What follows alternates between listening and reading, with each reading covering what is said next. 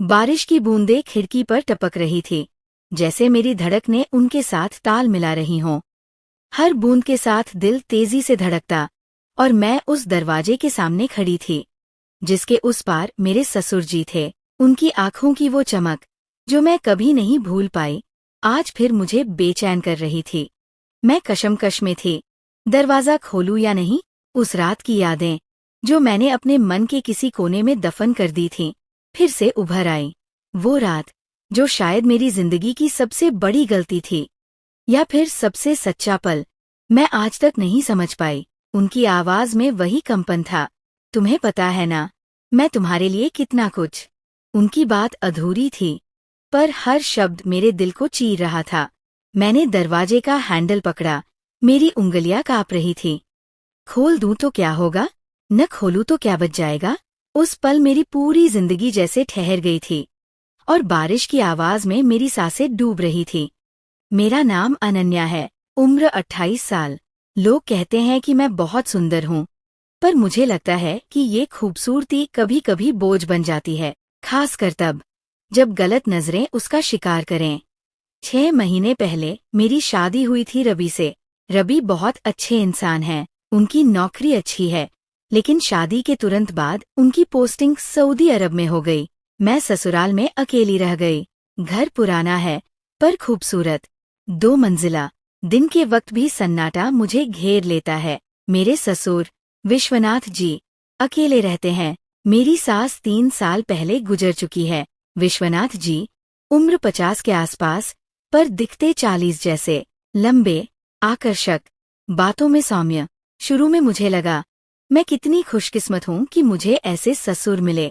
घर में कोई कमी नहीं, कोई रोक टोक नहीं, मैं जो चाहूँ कर सकती हूँ। किताबें पढ़ती हूँ, फिल्में देखती हूँ, खाना बनाती हूँ। मेरा कमरा खुला खुला, रोशनी से भरा, बहुत आरामदायक है। लेकिन धीरे धीरे कुछ बदलने लगा। विश्वनाथ जी मेरी खोज खबर कुछ ज्यादा ही लेने लगे।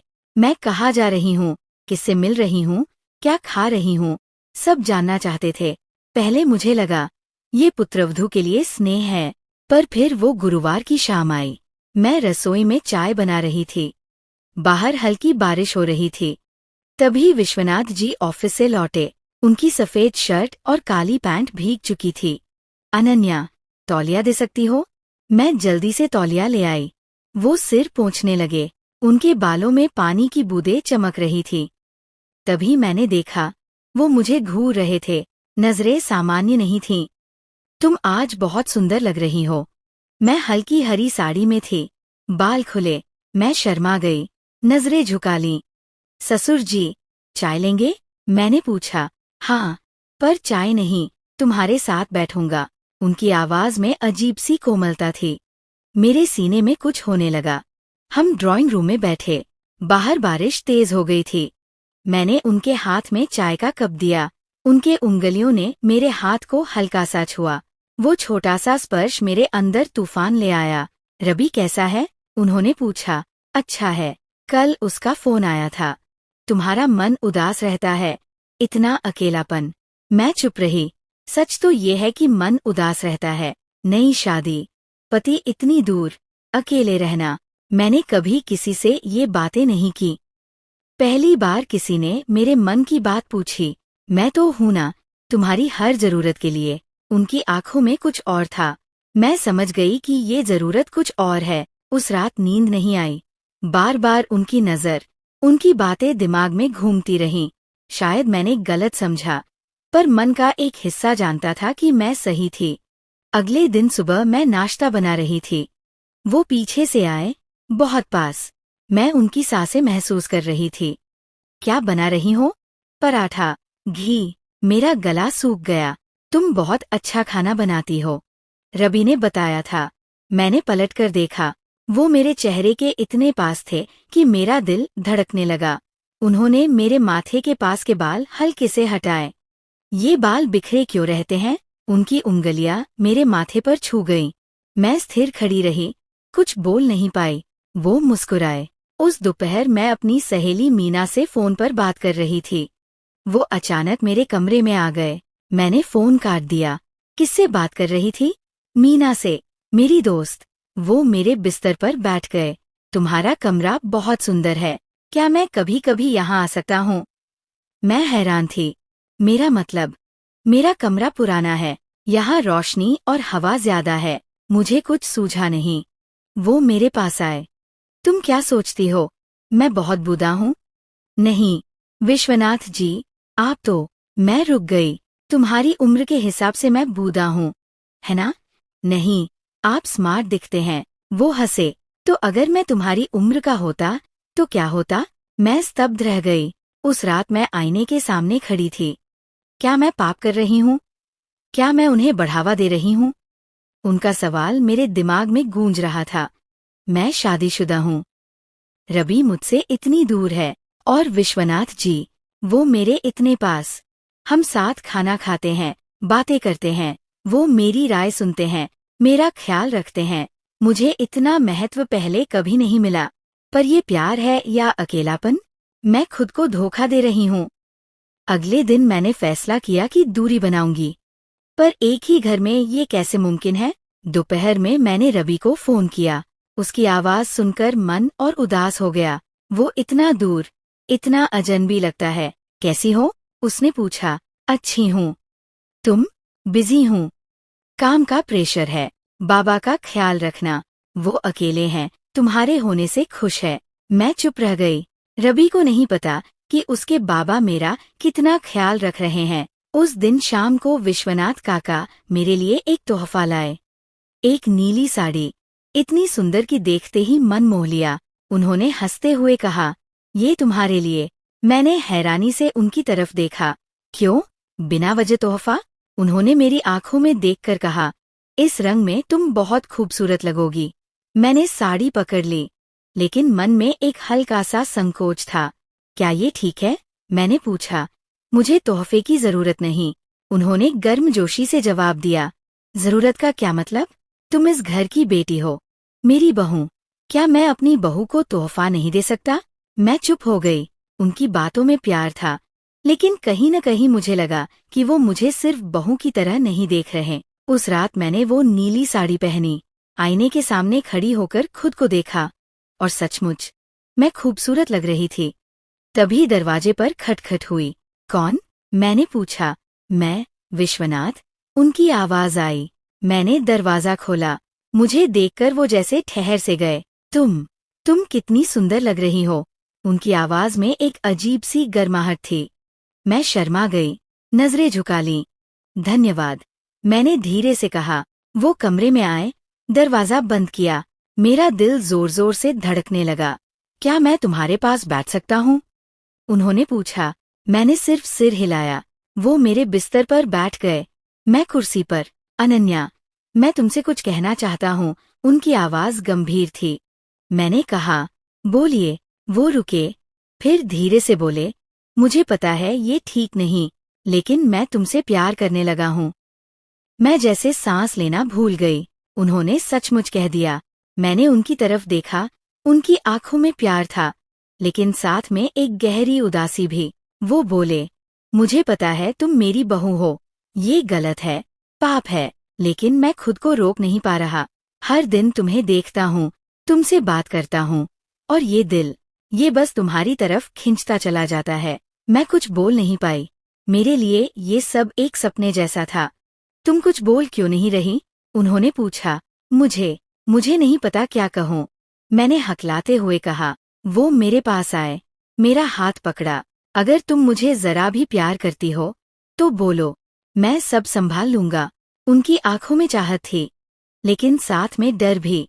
शायद वो भी मेरी तरह कशमकश में थे। मैंने कहा, विश्वनाथ, मैं बहुत कंफ्यूज हूँ। उन्होंने मेरे गाल पर हाथ रखा, बोले, मैं भी कंफ्यूज हूँ, लेकिन मैं जानता हूँ कि मैं तुमसे प्यार करता हूँ। मैंने उनका हाथ हटाया, लेकिन छोड़ा नहीं। मैंने उसे पकड़े रखा। मुझे डर लग रहा है, मैंने कहा। मुझे भी, उन्होंने जवाब दिया, लेकिन मैं तुम्हारे बिना रह नहीं पाऊंगा। उस रात हमने बस बातें की, एक दूसरे का हाथ थामे बैठे रहे, लेकिन मुझे पता था, मैंने एक रेखा पार कर ली थी। अगले दिन से सब कुछ बदल गया। मैं उन्हें विश्वनाथ कहने लगी। वो मेरे साथ ज्यादा वक्त बिताने लगे।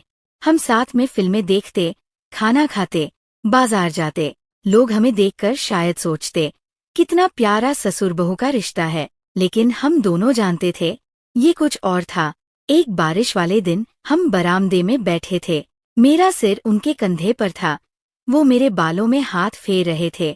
तुम्हें पता है, मुझे कितने दिनों बाद इतना सुकून मिला है? उनकी आवाज में एक गहरी तृप्ति थी। मैं चुप रही। मुझे लग रहा था कि मैं किसी खूबसूरत सपने में हूँ। लेकिन मैंने पूछ लिया, विश्वनाथ जी, क्या हम गलत कर रहे हैं? उन्होंने धीरे से कहा, शायद। लेकिन मैं रुक नहीं पा रहा। मैं भी नहीं रुक पा रही थी। उनके साथ हर पल मुझे सुकून देता था। मैं भूल जाती थी कि मैं शादीशुदा हूँ। मेरा पति रवि है, जो विदेश में है। एक सुबह मैंने उनके लिए खास नाश्ता बनाया। वो बहुत खुश हुए। तुम्हें पता है, मैं तुमसे कितना प्यार करता हूँ? उन्होंने कहा। मैंने पहली बार खुलकर कहा, मैं भी तुमसे प्यार करती हूँ। वो मुझे गले लगाने आए और मैंने खुद को उनकी बाहों में समेट लिया। अनन्या, मैं तुम्हें बहुत करीब चाहता हूँ, उन्होंने कहा। मैं समझ गई कि वो क्या कहना चाहते हैं। मेरा दिल फिर से धड़कने लगा। मुझे नहीं पता, मैंने कहा। उन्होंने जवाब दिया, तुम सोच लो, मैं इंतजार करूंगा। उस रात मैं रवि की तस्वीरें देख रही थी, हमारी शादी की तस्वीरें। वो कितना खुश था और मैं भी। लेकिन अब मैं क्या कर रही थी? क्या मैं अपने पति के साथ विश्वासघात नहीं कर रही थी? मैंने रवि को फोन किया। उसकी आवाज सुनते ही मेरी आंखें भर आईं। क्या हुआ? तुम रो क्यों रही हो? उसने पूछा। कुछ नहीं, बस तुम्हारी याद आ रही थी, मैंने कहा। वो बोला, मैं जल्दी आऊंगा। तुम बाबा के साथ अच्छे से रहो। बाबा के साथ अच्छे से रहो। ये शब्द मेरे मन में गूंजने लगे। मैं क्या करूं? विश्वनाथ के साथ ये रिश्ता जारी रखूं या सब खत्म कर दूं? अगले दिन मैंने फैसला किया कि मैं विश्वनाथ से दूरी बनाऊंगी। लेकिन ये इतना आसान नहीं था। उसने मेरे लिए चाय बनाई, मेरे पसंदीदा बिस्किट लाए। तुम आज उदासी लग रही हो? उसने चिंता से पूछा। मैंने बात टाल दी। कुछ नहीं। क्या मैंने कुछ गलत किया? उसकी आवाज में डर था। मैंने उसकी आंखों में देखा, उनमें इतना प्यार था। मैं उसे कैसे दुख दे सकती थी? मैंने कहा, नहीं, तुमने कुछ गलत नहीं किया, मैं बस कंफ्यूज हूँ। वो मेरे पास आकर बैठ गया, मेरा हाथ पकड़ा। मैं जानता हूँ ये मुश्किल है, मेरे लिए भी, लेकिन मैं तुमसे प्यार करता हूँ। मैंने उसका हाथ छुड़ाया। ये गलत है, मैंने कहा। मैं रवि की पत्नी हूँ, तुम उसके बाबा हो। वो बोला, मैं जानता हूँ, लेकिन क्या हम प्यार को कंट्रोल कर सकते हैं? मैं चुप हो गई, क्योंकि मैं जानती थी, वो सही कह रहा था। मैं उससे प्यार करती हूँ और ये मेरे बस में नहीं है। अब मैं उलझन में हूँ। मेरे सामने दो रास्ते हैं। एक रास्ता प्यार का, जो मुझे सुकून देता है, लेकिन गलत है। दूसरा रास्ता कर्तव्य का, जो सही है, लेकिन मुझे अधूरा छोड़ देता है। मैं क्या करूं? मेरे दिल और दिमाग की ये जंग मुझे खाए जा रही है। मैं उस रात को कभी नहीं भूल सकती। 3 दिन पहले की बात है। बाहर तेज बारिश हो रही थी। हवा इतनी जोर से चल रही थी कि पेड़ों की टहनियां टूटने की आवाज मेरे कानों में गूंज रही थी। बिजली की चमक से पूरा घर जैसे हिल रहा था। मैं अपने कमरे में अकेली थी। रात के करीब 11 बजे एक किताब पढ़ने की कोशिश कर रही थी, लेकिन मन उस किताब में कहाँ था। तभी दरवाजे पर खटखटाहट हुई। मेरा दिल धक से रह गया। कौन? मैंने पूछा। मेरी आवाज में थोड़ा डर था। मैं, विश्वनाथ। उसकी आवाज कांप रही थी। मैंने दरवाजा खोला। वह सामने खड़ा था, पूरी तरह भीगा हुआ। उसके बाल बिखरे हुए, सिर्फ एक पतली हाफ शर्ट बदन पर। बारिश की बूंदें उसके चेहरे से टपक रही थी। क्या हुआ? मैंने पूछा। मेरी आवाज में चिंता थी। मेरे कमरे की छत से पानी टपक रहा है। क्या मैं यहाँ थोड़ी देर रह सकता हूँ? उसने कहा। मैं एकदम सन्न रह गई। उसे अपने कमरे में बुलाऊं? इस रात में? तुम ड्राइंग रूम में रहो ना, मैंने हड़बड़ाते हुए कहा। वहाँ भी पानी टपक रहा है। सिर्फ तुम्हारा कमरा ही ठीक है, उसने जवाब दिया। मैंने उसकी आंखों में देखा। उनमें एक अजीब सी चाहत थी, एक ऐसी चमक जो मुझे बेचैन कर रही थी। मुझे लगा वो झूठ बोल रहा है, लेकिन मेरे पैर जैसे जड़ हो गए। मैं उसे रोक नहीं पाई। ठीक है, मैंने धीरे से कहा, लेकिन मैं कुछ नहीं करूंगी, सिर्फ एक रात। उसने सिर हिलाया और अंदर आ गया। मैंने दरवाजा बंद किया। मेरा दिल जोर जोर से धड़क रहा था। तुम पूरी तरह भीग गए हो, मैंने कहा और उसे एक तौलिया थमा दिया। वह अपने बाल पोंछने लगा। मैं उसे चुपके से देख रही थी। बारिश में भीगा उसका चेहरा कितना सुंदर लग रहा था। उसकी आंखें, उसकी मुस्कान, सब कुछ जैसे मुझे खींच रहा था। तुम्हें पता है अनन्या, मैंने कितने दिन तुम्हारे साथ अकेले रहने का सपना देखा है, उसने अचानक कहा। उसकी आवाज में इतनी गहराई थी कि मेरा मुंह सूख गया। मैं कुछ बोल नहीं पाई। वह मेरे पास आया, इतना पास कि मैं उसकी सांसें महसूस कर सकती थी। अनन्या, मैं तुमसे प्यार करता हूँ, उसने कहा और मेरे होठों पर एक हल्का सा चुंबन दे दिया। मेरा दिमाग चिल्ला रहा था कि ये गलत है, लेकिन मेरा दिल, वो तो रुक ही नहीं रहा था। मैंने विरोध नहीं किया, मैं कर ही नहीं पाई। मैंने उसकी छाती पर सिर रख दिया। मेरी आंखों में आंसू आ गए। मैं जानती थी ये गलत है, लेकिन उस पल में मैं बस बहना चाहती थी। उस रात हमने कुछ नहीं किया, बस एक दूसरे को गले लगाकर लेटे रहे। मैंने उसकी छाती पर सिर रखा, उसने मेरे बालों में हाथ फेरा। हमने बातें की, प्यार की, भविष्य की। क्या हम साथ रह सकते हैं, मैंने पूछा। मुझे नहीं पता, लेकिन मैं कोशिश करूंगा, उसने कहा। रवि का क्या होगा, मैंने फिर पूछा। वह चुप हो गया। हम दोनों जानते थे कि इस सवाल का कोई आसान जवाब नहीं है। अगली सुबह जब मैं उठी, विश्वनाथ वहां नहीं था। वह अपने कमरे में चला गया था। मैंने राहत की सांस ली, लेकिन मन का एक कोना उसके लिए तड़प रहा था।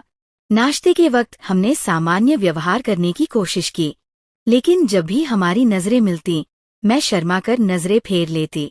कल रात तुम्हें नींद कैसी आई, उसने पूछा। अच्छी, मैंने झूठ बोला। सच तो ये था कि मैं पूरी रात सो नहीं पाई। बार बार उसकी बातें, उसकी बाहें, उसकी आवाज मेरे दिमाग में घूम रही थी। दोपहर में मैं अकेली थी। मैंने अपनी डायरी निकाली। मैं हमेशा अपने मन की बातें उसमें लिखती हूँ।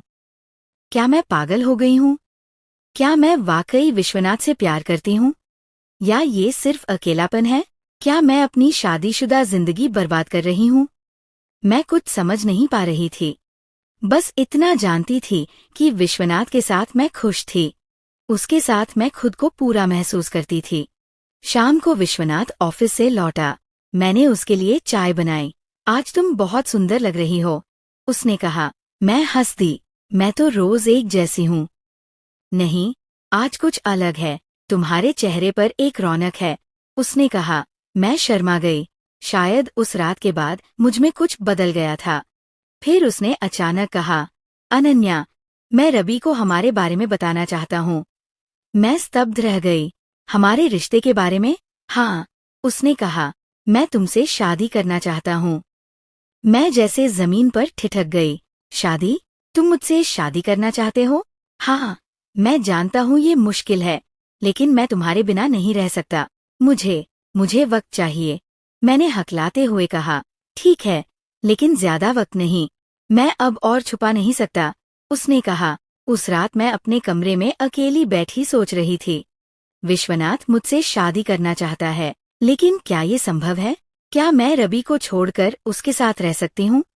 मैंने मोबाइल उठाया, रवि का नंबर डायल करने की कोशिश की, लेकिन हिम्मत नहीं हुई। मैं उसे क्या कहूंगी कि मैं उसके पिता से प्यार करती हूँ? रात 12 बजे फिर दरवाजे पर खटखटाहट हुई। मैं जानती थी ये विश्वनाथ है। मैंने दरवाजा खोला। नींद नहीं आ रही, उसने पूछा। नहीं, तुम्हें भी, मैंने कहा। मुझे भी नहीं, मैं तुम्हारे बारे में सोच रहा था, उसने कहा और मेरे कमरे में आकर बैठ गया। मैं उसके बगल में बैठ गई। अनन्या, मैं जानता हूँ मैंने तुम्हें मुश्किल में डाल दिया है, लेकिन मैं तुम्हारे बिना जी नहीं सकता। मैंने उसका हाथ पकड़ा। मैं भी तुम्हारे बिना नहीं रह सकती, लेकिन मुझे डर लग रहा है, सब कुछ का, रवि का, समाज का, अपने आप का। उसने मुझे गले लगा लिया। मैंने उसकी छाती में मुंह छुपा लिया। उस पल में मुझे सुकून मिला, लेकिन मन के एक कोने में ये डर भी था कि ये सब कहाँ ले जाएगा। मैं बस इतना जानती थी कि मैं उससे प्यार करती हूँ, और ये प्यार मुझे डुबो रहा था। हम कहीं चले जाएंगे, नई जिंदगी शुरू करेंगे। क्या ये संभव है? उसकी आंखों में चमक थी। उसने कहा, सब मुमकिन है, अगर हम चाहें। उसकी बातों ने मेरे दिल में उम्मीद जगा दी। शायद सचमुच हम एक साथ रह सकते हैं। उस रात हमने घंटों बात की, अपने सपनों की, अपने भविष्य की। हमने तय किया कि एक योजना बनाएंगे, एक ऐसी दुनिया की जहां कोई रोक टोक न हो। लेकिन अगली सुबह सब बदल गया। मेरा फोन बजा। रवि था। उसकी आवाज में उत्साह था। अनन्या, मैं अगले हफ्ते देश आ रहा हूँ। मेरा लीव मंजूर हो गया है। मैं सन्न रह गई। क्या, तुम आ रहे हो? हाँ, 1 महीने के लिए। मैं तुम्हें सरप्राइज देना चाहता था। मेरी जुबान बंद हो गई। दुनिया जैसे थम सी गई। उसने पूछा, तुम खुश नहीं हो? मैंने झूठ बोला, नहीं, मैं बहुत खुश हूँ। लेकिन मेरे हाथ कांप रहे थे। मैंने फोन रखा और सीधे विश्वनाथ जी के पास भागी। वह नाश्ता कर रहे थे। मैंने हड़बड़ाते हुए कहा, विश्वनाथ जी, बड़ी मुसीबत है। रवि अगले हफ्ते आ रहा है। उनका चम्मच मेज पर गिर पड़ा। उनका चेहरा पीला पड़ गया। क्या, वह आ रहा है? हाँ, 1 महीने के लिए। हम दोनों खामोश हो गए। हमारे सारे सपने जो हमने रात में बुने थे, पल में चकनाचूर हो गए। मैंने पूछा, अब क्या करेंगे? उन्होंने धीरे से कहा, मुझे नहीं पता। मैंने तो सोचा भी नहीं था कि वह इतनी जल्दी आएगा। क्या हम सब खत्म कर दें? उनकी आंखों में दर्द था। मैं कुछ बोल नहीं पाई। मेरा दिल चीख रहा था, लेकिन मैं नहीं जानती थी कि मैं क्या चाहती हूँ। वो हफ्ता हमारे लिए काटना मुश्किल था। हम जानते थे, रवि के आने के बाद सब बदल जाएगा। हमारा रिश्ता जो हमने इतने प्यार से जोड़ा था, अब और नहीं चल सकता था। फिर भी उस हफ्ते हमने हर पल एक साथ बिताने की कोशिश की, जैसे वो हमारे आखिरी पल हों। विश्वनाथ जी ने एक रात कहा, अनन्या, मैं तुम्हें कभी नहीं भूल पाऊंगा। मेरी आंखें भर आईं। मैंने कहा, मैं भी तुम्हें नहीं भूल पाऊंगी। लेकिन क्या हम सचमुच सब खत्म कर देंगे? मेरी आवाज कांप रही थी। उन्होंने जवाब नहीं दिया, बस मेरी ओर देखते रहे। रवि के आने से एक रात पहले हम आखिरी बार एक साथ थे। हमने बातें की, एक दूसरे को गले लगाया और खूब रोए। मैंने पूछा, तुम्हें लगता है हमने गलती की? उन्होंने कहा, मुझे नहीं पता, लेकिन मुझे कोई पछतावा नहीं है। मैंने कहा, मुझे भी नहीं, पर मुझे डर लग रहा है। उन्होंने मेरे हाथ थामे और कहा, मुझे भी। अगले दिन रवि आ गया। उसे देखकर मुझे कुछ नहीं हुआ।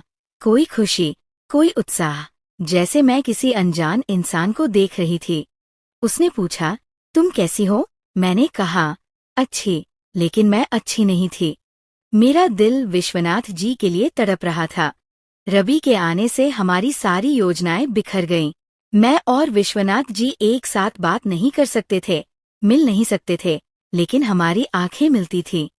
उनमें वही प्यार था, वही दर्द। हम जानते थे कि हम एक दूसरे से कितना प्यार करते हैं, पर हम साथ नहीं रह सकते थे। एक दिन रवि ने मुझसे कहा, पापा के साथ तुम्हारा रिश्ता बहुत अच्छा है। मैं बहुत खुश हूँ। मैं चुप रही। मेरे मन में तूफान उठ रहा था। मैं जानती थी कि हमारा वो अच्छा रिश्ता क्या है। आज रवि फिर चला गया, 1 साल के लिए। मैं फिर अकेली हूँ, विश्वनाथ जी के साथ। लेकिन हम कुछ बोल नहीं सकते। हमारा रिश्ता खतरनाक है, हम दोनों ये जानते हैं। आज सुबह उन्होंने मुझसे पूछा, क्या हम फिर से शुरू करें? मैंने उनकी ओर देखा। मुझे लगा मैं किसी खाई के किनारे खड़ी हूँ। अगर गिरी तो शायद कभी न उठ पाऊं। मैंने कहा, मुझे नहीं पता, लेकिन मेरे दिल के किसी कोने में मैं जानती हूँ कि मैं उनसे प्यार करती हूँ। उनके बिना जी नहीं सकती। मैं जानती हूँ हम फिर एक साथ होंगे। ये गलत है, मुझे पता है। इसका अंजाम बुरा हो सकता है, लेकिन मैं खुद को रोक नहीं पा रही। मुझे नहीं पता हमारा भविष्य क्या है। मुझे नहीं पता ये प्यार मुझे बर्बाद करेगा या खुशहाल बनाएगा। मैं बस इतना जानती हूँ कि मैं विश्वनाथ जी से प्यार करती हूँ। ये प्यार मेरा अभिशाप है या आशीर्वाद, ये तो वक्त ही बताएगा। तो दोस्तों, आपको ये कहानी कैसी लगी? कमेंट में ज़रूर बताएं। अगर आप पहली बार इस चैनल पर आए हैं तो चैनल को सब्सक्राइब करना न भूलें। ऐसी ही रोचक कहानियों के लिए तब तक के लिए हमें इजाज़त दें।